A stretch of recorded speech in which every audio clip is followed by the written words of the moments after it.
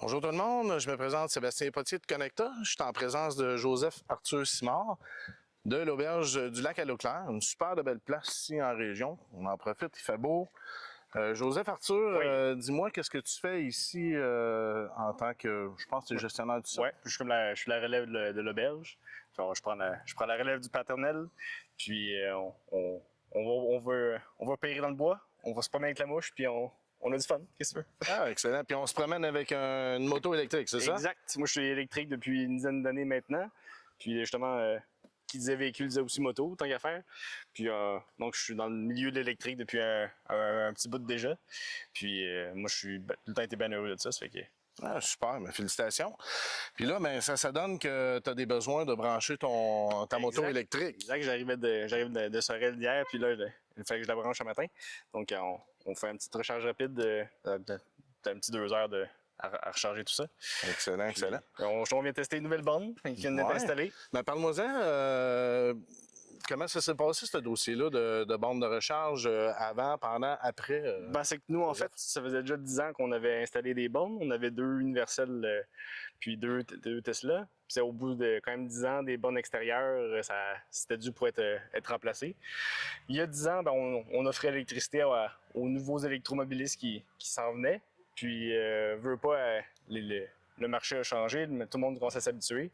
On s'est dit, tant qu'à modifier nos bornes, on va en mettre 4 universels. De toute façon, les véhicules Tesla peuvent aussi s'adapter aux bornes universelles.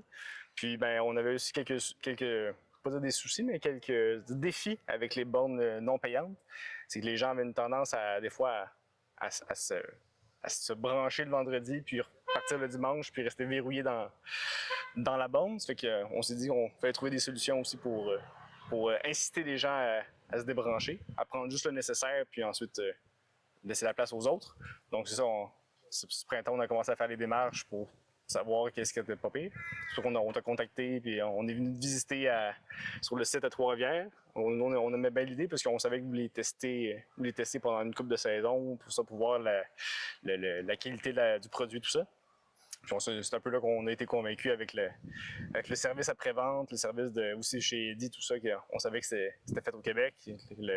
C'est une belle expérience, vous avez vécu en fait. Là. Exact. Nous c'était très, très fluide. On savait, c'est là où on a pris confiance de voir que justement tout ce qui était l'après-vente, c'est pas quelque part loin dans un autre pays. C'est assez facile à gérer d'ici, même si des fois, le niveau du logiciel, tout ça. De l'installation, ben, c'est le fun. Elles sont là, sont belles, sont installées. C'est du produit québécois. Puis il y a aussi tout le service informatique derrière qui est relativement fluide aussi, puis qui est facile à visualiser aussi. Excellent ça. Ben, en tout cas, c'est une belle expérience. Félicitations pour cette belle avancée en électrification des transports. Ouais. Merci de votre confiance. Ben oui. Vraiment. Puis je vais te souhaiter une super de belle route. Merci Sois prudent. Tout le temps. Garde ça entre les deux lignes, comme ils disent en moto. Préférablement. Bonne journée. Salut. On a 4 bornes branchées sur un réseau public avec Eddy naturellement. On a des bornes commerciales avec une belle écran ici qui permet de voir l'état de la recharge, les instructions et naturellement on peut même passer notre carte RFID, soit la carte du circuit électrique ou la carte Eddy, ce qui permet de faciliter la recharge puis donner une meilleure expérience au client qui vient ici s'héberger. Et on a naturellement tout ça avec un système de gestion de câble qui permet d'éviter qu'un déneigeur arrache le tout.